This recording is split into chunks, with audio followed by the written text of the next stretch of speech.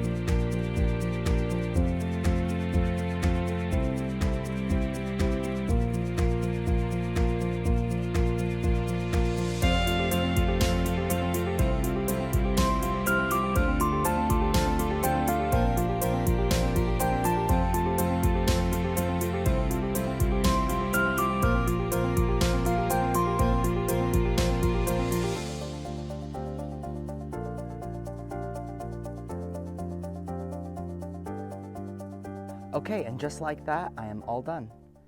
So here's the hill where I cleaned up most of the leaves. There's still a little bit left. And what I ended up doing was I used this kangaroo pop-up bag. For reference, I believe this is 30 gallons in size.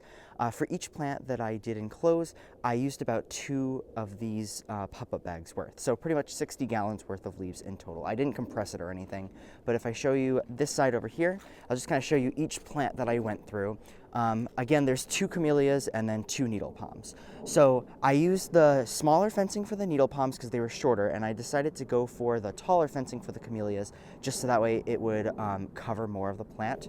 So as you can see, I put leaves in, but there's still these leaves popping out. So I'm curious to see how these are going to do over the winter and how well they'll be able to withstand the cold temperatures. But at the very least, if the top of this plant can't survive the cold temperatures, the base of the plant should be just fine. Again, it's the same thing that I've been doing with my banana plants the last few years, and I've had really good success with it. With this here, you can see that it's about 3 feet tall, and it actually does cover most of the camellias. These camellias are probably up to about 5 feet. Again, they're still supposed to be hardy.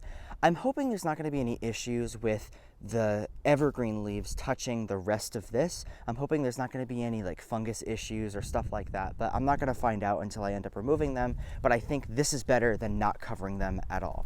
Moving on to this side, I will mention too that I did use some ornamental grass clippings. That's kind of what's at the bottom of here, and I think the back too. You might be able to see a little bit on the back there. Just another type of biodegradable material that I used just to act as a mulch. Same thing with this needle palm. This one's a little bit more exposed because this had like a larger ring around it, so I could fill it up a little bit more, but I think it'll be just fine like that. Now, I just want to mention that the camellias are rated to a zone 6, and the palm trees are somewhat like, they're like 5 through 7 is the coldest zone. It's very strange to find out actually how hardy they are, but I think it's more just that not a lot of people have grown them in colder climates like where I live. But with the hardiness zones changing, I'm right on the cusp of a zone 7 anyways. Last year got really cold, but besides that, we've barely seen temperatures in the negatives. I'm assuming the same thing's going to happen this year, so we will have to see. However, I'm not going to be the one uncovering these plants because I will not be here. I will be in Colorado until the end of June, so my mom is going to uncover these probably around the end of May, maybe middle of May. I would say middle of May, you should be totally fine. So we'll see how they do. Hopefully they make it totally fine, but at the very least, if they die back to the part that was covered, then I know that they're not as hardy as I was thinking. So besides that, if you guys have any other questions or comments, feel free to let me know. Let me know if you have any other suggestions on what I could possibly do to help overwinter these. And with all that, I hope you guys like this video, and I'll see you in the next one.